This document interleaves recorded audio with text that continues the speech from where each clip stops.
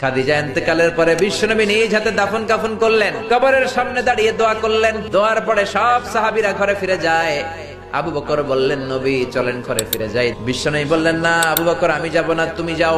যেই মহিলাটাকে এই কবরের মধ্যে আমি শোয়ালাম রে আবু বকর, এই মহিলাটা সাধারণ কোন মহিলা নয়, আমার বিপদের দিনের সঙ্গিনী খাদিজা। মক্কায় এই মহিলাটাই আমার হাতে প্রথমে কালিমা পড়ে ইসলাম ধর্ম গ্রহণ করেছে। মক্কার লোকেরা 3 বছর শিয়াবে আবি তালেবে আমার জেলের মধ্যে রেখেছিল। আমার কলিজার টুকরা বিবি খাদিজা ওই জেলখানার ভিতরে আমার সাথে ছিল। আবু বকর, তোমার মনে চায় তুমি ঘরে ফিরে যাও। আমি দাঁড়িয়ে দাঁড়িয়ে খাদিজার কবরের 3টা প্রশ্নের জবাব আমি বিশ্বনবী নিজে দিয়ে তারপরে ঘরে ফিরে যাব রে আবু বকর। সাইয়েদনা জিবরাইল এসে বললেন, ইয়া রাসূলুল্লাহ, দাঁড়িয়ে থাকার দরকার নাই, আপনি ঘরে ফিরে যান। আল্লাহ বলেছে, খাদিজার কবরের 3টা প্রশ্নের জবাব আরশের উপর থেকে আল্লাহ নিজেই দিয়ে দিবে। এই দোয়াটা পড়ে ছেলে মেয়েদের ফু দিবেন। মুফাসসির বানায় দিবে কে? যুগ শ্রেষ্ঠ আলেম বানায় দিবে কে? আল্লাহুম্মা ফাক্কিহু ফিদ দ্বীন ওয়া আল্লিমহু তা'বীল। মুখস্থ থাকলে